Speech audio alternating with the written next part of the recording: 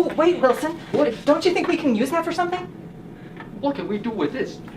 You know, I'm not sure, but I think I know someone who can help. Hold on just a sec.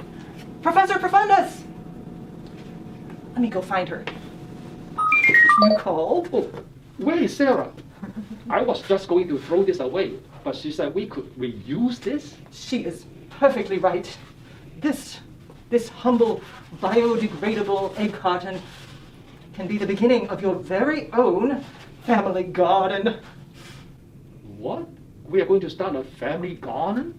I think this is too much work for the kids. My kids will make it a mess. Well, in my humble opinion, there are many good, excellent, in fact, reasons to garden with your offspring. The primary ones being fitting into the categories of sustainability, health, and education. But let's go do some research.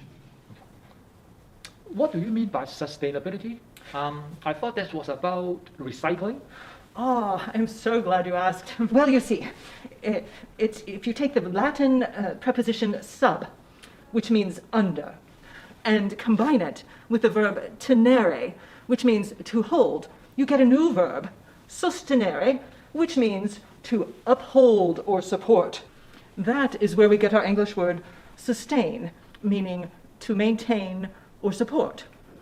And so, if you add to that the suffix able, meaning capable of, then what do you get? I guess that would be sustainable. And that is something that is capable of being supported or maintained. Precisely. And in more recent years, that term has come to refer more specifically to practices which maintain or support the health of our natural environment. And so you see, recycling does fit into that definition, but there is so much more. Gardening is an excellent activity for families to engage in who would like to learn more about how to live sustainably. You see, they can grow their own food. It helps them to reduce waste by composting. It enables them to learn how to grow things without the use of chemicals and pesticides. And even better, they're planting more green things just to enrich the air in their immediate environment. Now do you see how gardening contributes to education? Yes, I never thought of it like that. Amazing. Oh, you remind me. And recently I heard UGA, they have some agricultural extension agency, something like that. Do you think we can get some information from there? That is an excellent idea. In fact, let me share with you a video they recently made about the subject. Hello, I'm Deborah Freilich, Master Gardener with the University of Georgia Extension Program. Today, I would like to talk about how children learn in the garden and how we can help them learn. We're going to be talking about 3 objectives: taking care of the earth, gardening methods, and academic skills that we can learn in the garden. Are you ready? Let's go. Okay, when we think about taking care of the earth, we call it sustainability. Let's imagine just constantly existing on the earth. How do we do that? Well, we need a lot of resources. We need a lot of people to do the work, and we need a very healthy environment. So it's almost like a superpower. It's a superpower to take care of our earth and to thrive for the future. We also need some helpers, and we have helpers called pollinators. And pollinators are in the garden. Those are the things like the bees, the birds, the butterflies, beneficial bugs that we see. They're all wonderful, and they live in areas, natural areas called habitats. And pretty flowers attract those bees and butterflies to help pollinate and produce our food. Birds love to come to different habitats and to eat at the bird feeders that we put out for them. And we can also put out bird baths for them to freshen up, and they might even eat an occasional bug. Soil. Soil is really fun to play in. And worms love to wiggle around in it. They are great to keep our soil healthy and soft and moist for good plant growth.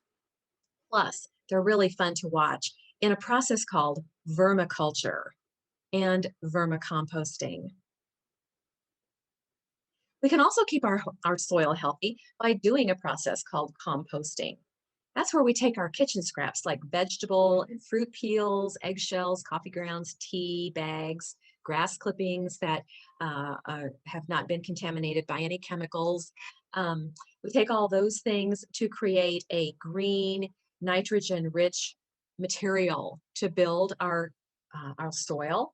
And then we also mix it with some brown carbon materials like leaves, paper, newsprint, things like that. We mix that all together in a compost, and it looks like this. When we put it in, it's just food scraps. But then over time, those organic wastes will turn into rich organic soil, just like this. Just over time, they will decompose as we turn it. This is a tumbling unit that will tumble it all together, or you can also shovel it. But it will turn our waste into soil, which is an amazing process and fun to watch and fun to do. Keeping our earth healthy also helps us. And so we need to stay healthy, and we can do that by getting outdoor exercise, by growing delicious foods like these apples from my apple tree at my house, and we can share our food with our family and with others in our community. And we're going to talk a little bit about how to garden. There are various types of gardens that you can create. This one is actually a container garden. It's a small container garden, but I put some lemon seeds in there and I just grew them in a small kitchen window. You can also have a large container where you might put a couple of tomato plants or something larger to grow in a container. These are raised beds. You can have raised beds of various sizes, shapes. These are the ones that are flat to the ground. These are elevated for individuals who might need to sit or sit in a wheelchair to do their gardening rather than standing or kneeling. And this one is a hydroponic garden, and that means that all the plants are growing in water as opposed to in soil. So they're all really fun. And we can find gardens in a lot of different places. This one is a school garden. This is a community garden. We can also have a garden in our very own backyard, and that's what's really fun.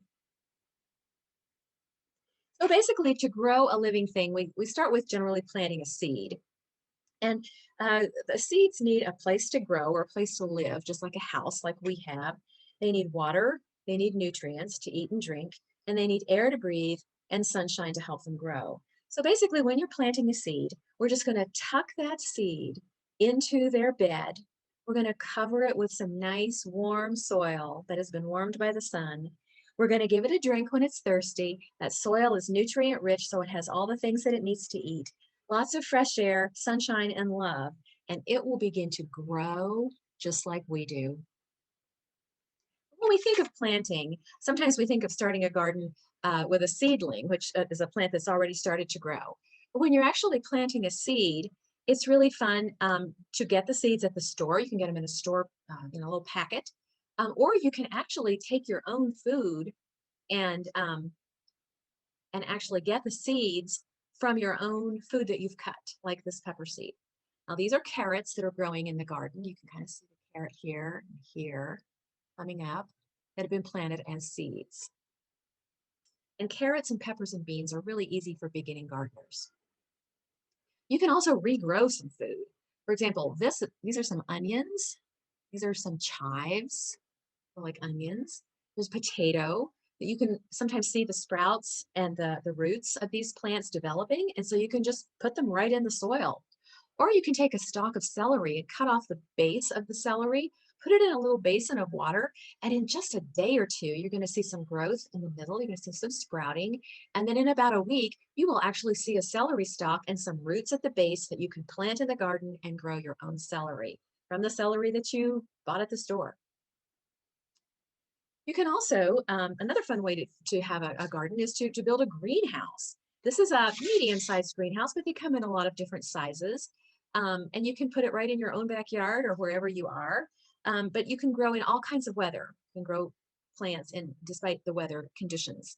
And herbs and tomatoes, things like that are really fun to grow in a greenhouse. It's amazing to watch them grow.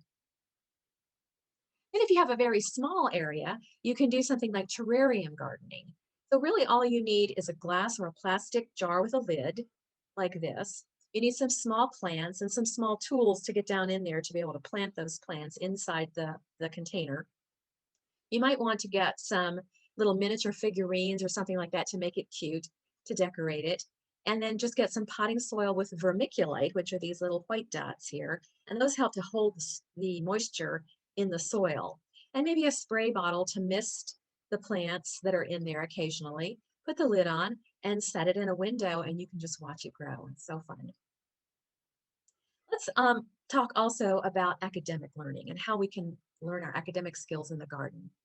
When we think of reading, there's so many things that we can read in the garden. For example, the first thing are those seed packets. When we buy the seed packets from the store, we need to read the directions that are on the seed packets so that we can follow the directions and plant the seeds according to the correct directions to help them grow. So we're going to read those.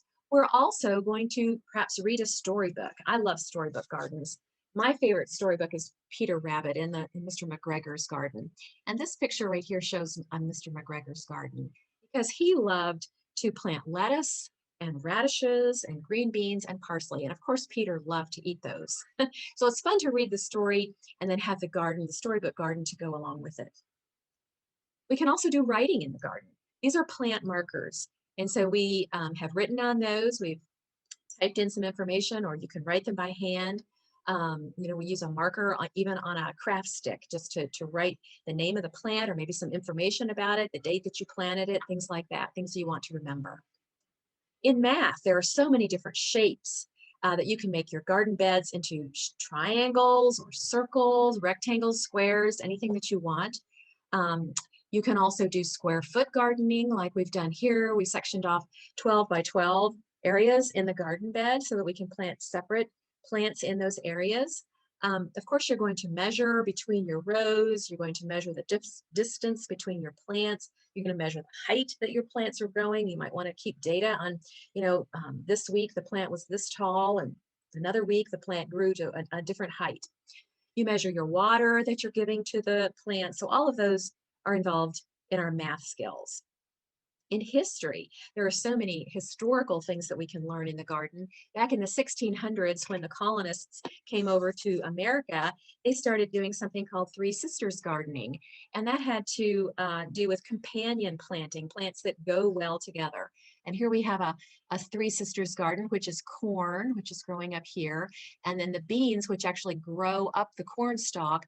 And then it's surrounded by squash. So those three plants, corn, squash, and beans, are called the Three Sisters.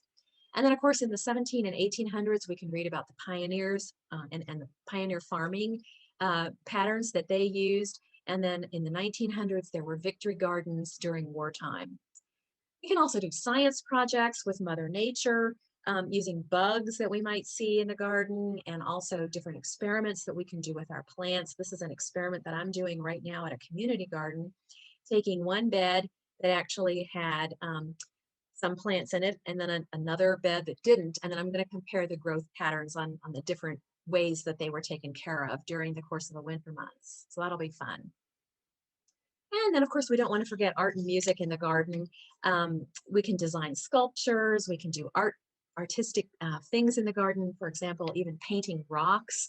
I love to paint rocks and make like a little rock garden. You can paint words on them and paint pictures and things like that on them. And then we can sing outside, and singing, of course, improves our mood, and we can do all of those things while we're having fun working outside in our garden. But the best part of having a garden really is having fun. And we love to see the results of the fruit of our labors, of what we've accomplished. And in working together, we learn how to become a team. We learn to work as interacting. We learn social skills. And we also learn how to be kind and to take care of plants and take care of things, and teaching responsibility. And so learning responsibility is important to take care of our earth and also to take care of ourselves, which, as I said at the beginning, is called sustainability. Okay, I hope that you've enjoyed listening to this talk, and I hope you've learned something, and maybe you'll decide what you want to try and go out and start some gardening. I hope you will.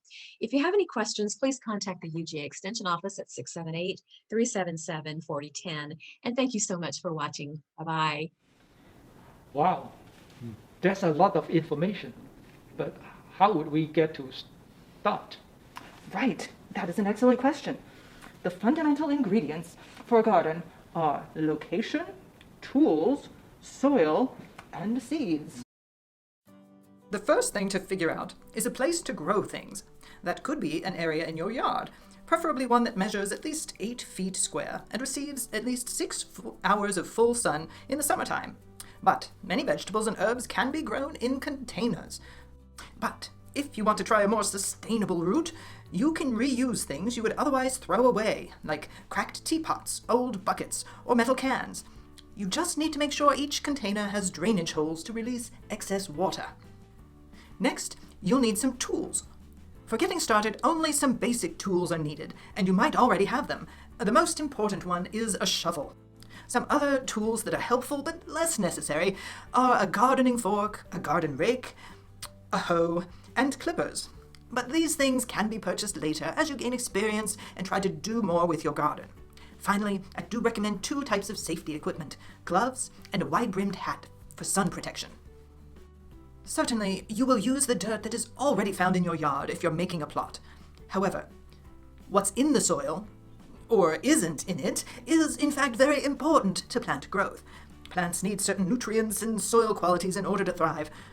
Ideally, your soil will be a mix of sand, clay, and organic matter. If you have too much clay, for example, a common problem here in Georgia, your plants will grow much better if you mix in some sand and organic matter, such as compost, to loosen it up and enrich it. To find out what seeds will work best, you'll need to do some research.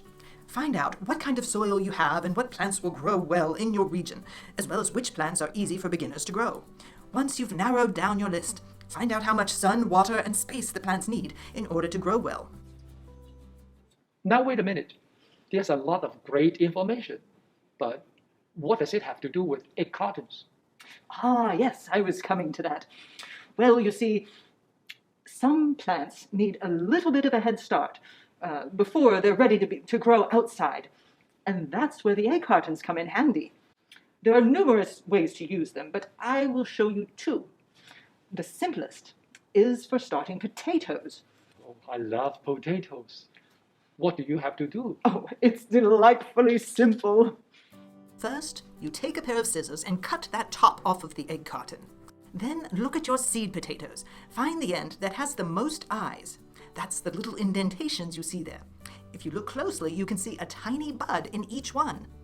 Now, place each potato, eye end up, in one of the cups of the egg carton. Put it in a sunny window and wait until it has little thick sprouts at least 1 inch long. After that, you can plant it in your garden or container. And that's all there is to it? Indeed it is. What about the other way you mentioned? Ah, yes, of course. The other method is a little more complicated and shall we say, dirty. But I think that's what makes it more fun, especially for the children. After all, who doesn't like to play in the dirt every now and then? Now here are the steps for starting seeds in an egg carton. Again, you'll want to prepare the egg carton by cutting off the top. And this time, you'll also need to poke holes in the bottom of each little cup for drainage. You want to mark the seed types on the carton as well. You can also use the top as a drip tray to put underneath the egg carton. Just put it in a plastic bag, such as a newspaper bag or a vegetable bag, or you can tape a piece of used plastic wrap around it so that it is sealed. Next, you'll need to add potting soil to the compartments.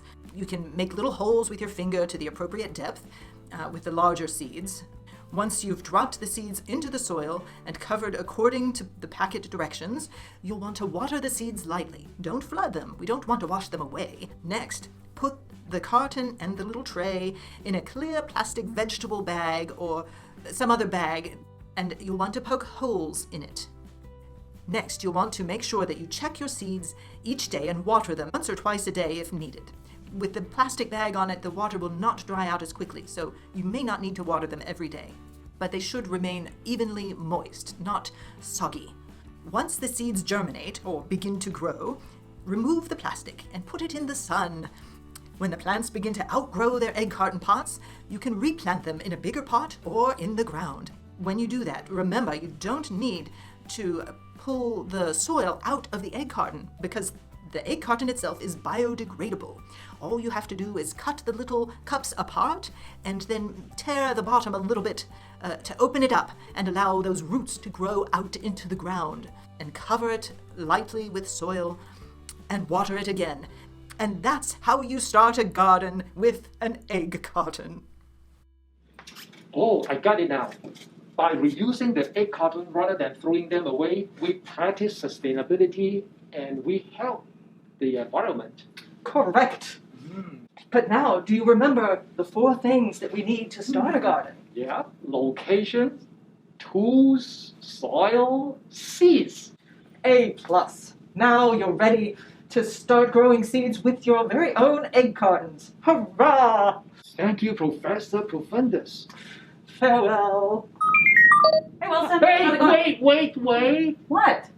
I think I know of a way that we can reuse this. This? Yeah. Okay. My work here is done. For now. Thank you for watching.